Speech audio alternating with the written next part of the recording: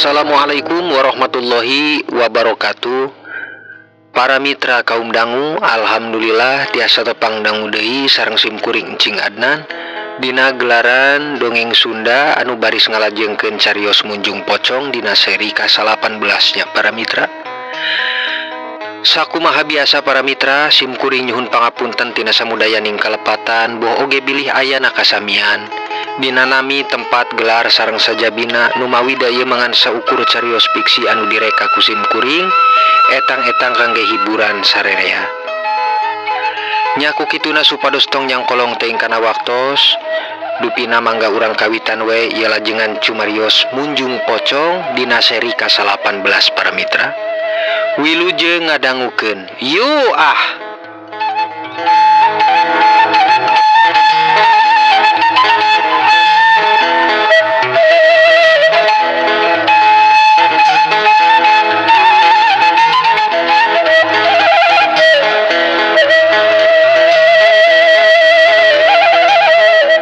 Para mitra kaum dangu, kamari teh kapegat nengnong upami telepat lebahing dina panganter kocapna deui Bahdur Minto bari mastikeun ka kamar Nyi Murni barang dilongok memang teu aya harita Nyi Murni jeung Mang Ugel di paturona para mitra. Nyaku ayana kitu panyangka pedah ningal Nyi Murni jeung Mang Ugel teh teu aya, Bahdur Minto ngahaja teu ditulakan panto dapurna. Lajeng Bahdur Minto calik di rohangan tengah, anjeunna teras nyekreskeun korek ngabeulem udud nu geus disiapkeunana. Urang teh paculurut sonten mendemkeun rayon teh teu acan dibersihan. Ukur disusukan unggul ngangge kayu. Cobi bade dikeumkeun heula ngara gampang ke isuk mun dibantu kangge nebalan galengan kebon teh ukur dibilas wae geuna. Kocapna Bahdur Minto lajeng murud deui ka dapur para mitra. Leungeunna ngarogoh ka kolong dipan, barang dipastikeun teu karasa aya paculna, dumeh ku kitu Bahdur Minto lajeng ngalongok. Dipastikeun ku anjeunna pacul teh leres teu aya para mitra. Ae, pacul teh ka mana? Geuning teu aya. Emut keneh jadi deundeun teh di kolong ieu dipan. Nah poho kitu kuring teh neundeuna. Pedang geus kolot sugan geus linglung kuring teh. Bahdur Minto ngagurutu ngomong sorangan pedah ningal paculna teu aya di kolong.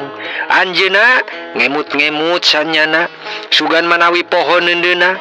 Diteangna harita pacul teh sabanjuru ku Bahdur Minto. Sabab butuh kangge isuk bade nebal galengan kebon terongna.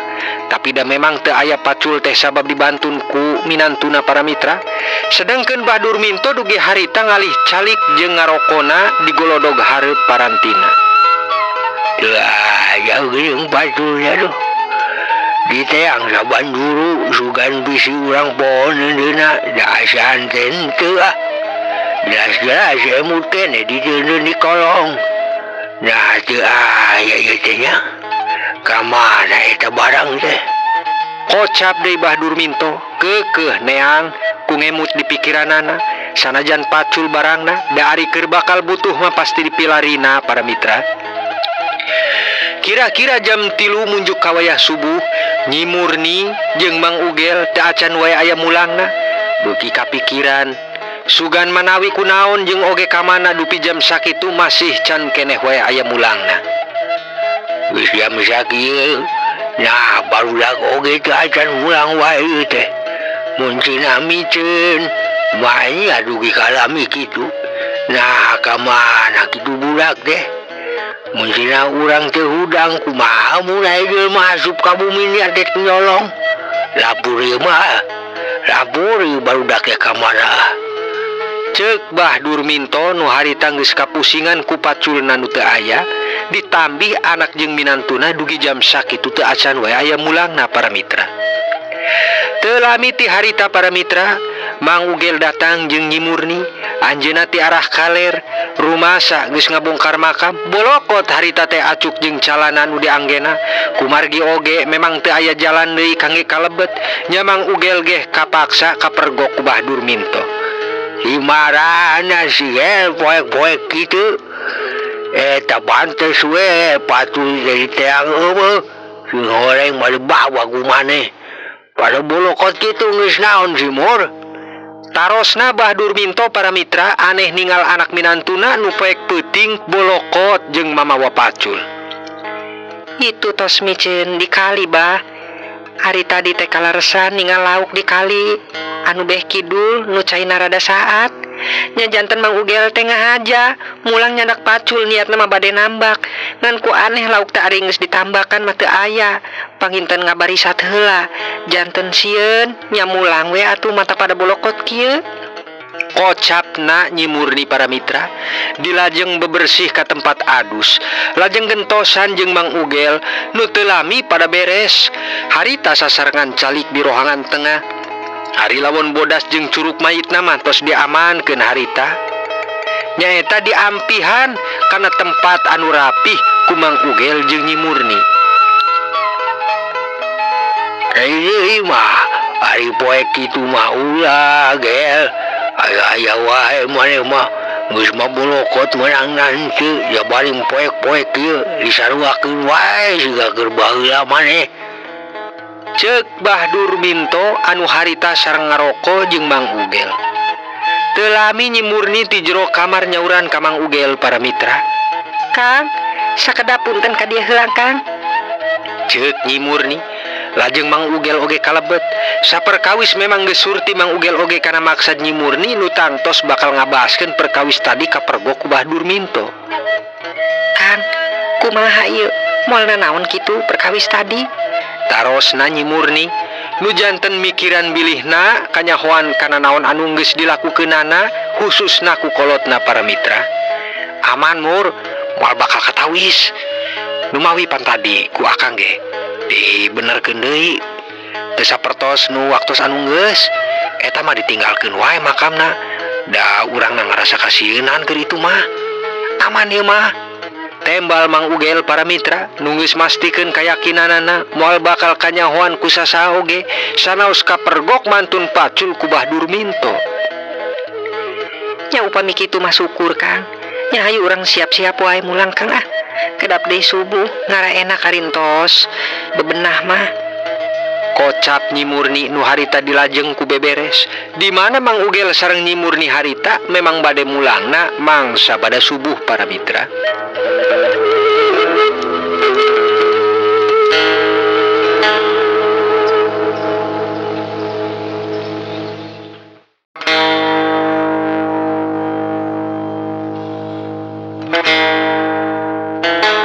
Para mitra kaum dangu, antawis jam hiji beurang, jagat panas anu ngagentrang panon poe di ubun-ubun, angin beurang ku asa renghang, siliwirna teu karaos nebak keur mangkatkeun rasa hareudang para mitra. Hareng-eng jeung ngaheap pisan hawa panas nu keur mopok di lemah lembur, sacaraning nyieun panyakit pun aya budak leutik nu papanasan. Nya kitu deui dina harita kocapna aya bewarta ngeunaan makam Putri Juragan Rasman teh aya anu aneh katingalina. Dumehna si gaya nu ngabongkar sabab posisi taneuhna teu rapih sapertos waktos kamari dipendemkeun ku wargi lembur para mitra. Wirehna beja nu katampi ku Juragan Rasman teu hiji jeung dua jalmi anu nepikeun.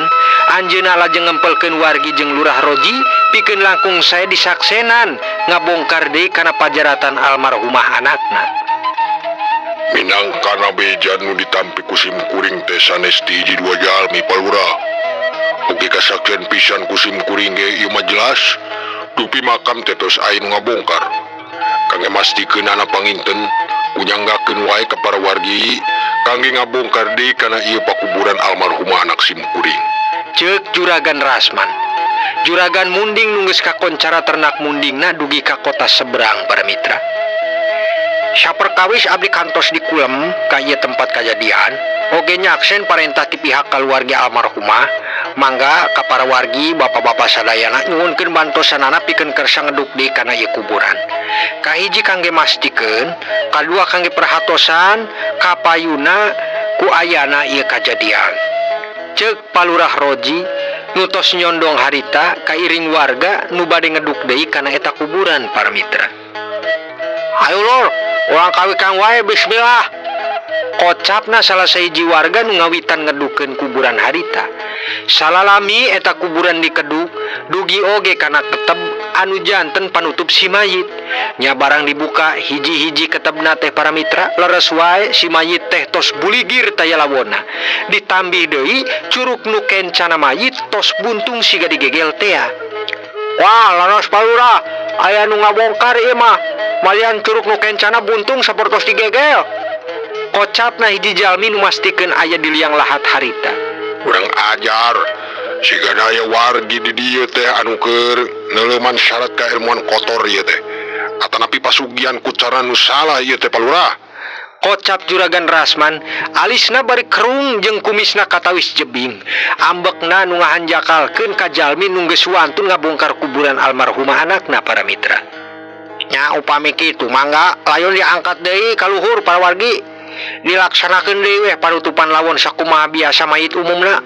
Perkawis ieu mangga urang rempukeun wae, urang kempel sasarengan kangge ngabahaskeun kumaha kapayuna kangge katentreman dina ieu lembur. Kocap pungkasna Palurah Roji nyaksen satemena kana kayaan mayit nu geus buligir jeung buntung curugna. Para wargi oge harita nurut manut kana parentah lurah, lajeng dibantun ka bumi Juragan Rasman kangge saenggalna dilaksanakeun deui panutupan lawon bodas sapertos mayit anyaran dina umumna para mitra.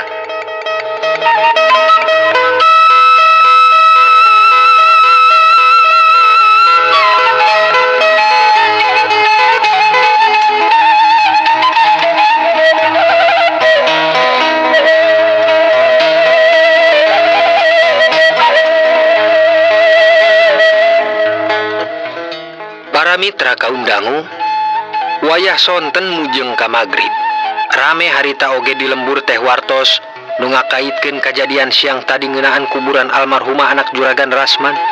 Dugi oge harita teh ka Bahdur Minto, anjeunna sami istighfar ngiring hariwang dina ayana kajadian harita. Ki, justru saur nama curug mageh nepi ka buntung siga digegel kitu. Nah jalma teh keur ngalakonan ilmu kotor atanapi kumaha nya Ki. Ni ayem harita kocapna bari ninyuhkeun kopi di paguritan keur Bahdur Minto nu nembe mulih ti pakebonan. Ira dibongkar na eta kuburan teh. Tarosna Bahdur Minto bari nyuruput kana kopi nu masih aya kebulna para mitra.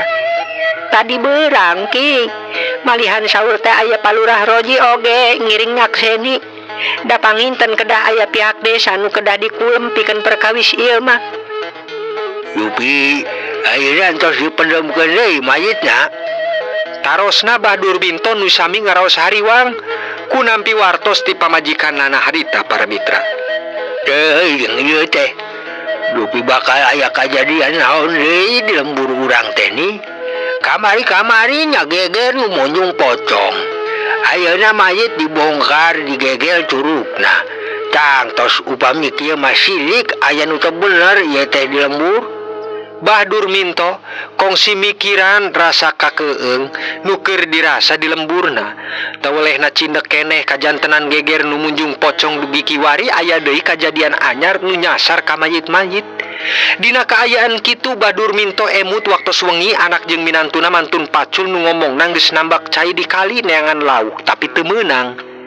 Salintas kagambar jelas bolokotna Mang Ugel jeung Nyi Murni, nanging anjeunna teu wantun nyarios kani ayem. Da bilihna dina nuju ayana geger kitu anak minantuna bakal janten bahan tuduhan para mitra. Kunaon? Ngadaweng wae Ki. Lain enggal saepkeun eta kopina teras bebersih ditu make sarung netepan kangge salat magrib. Kocap ni ayem harita para mitra nu mawi ninggal Bahdur Minto ngadaweng hariwang pikir sosoranganan.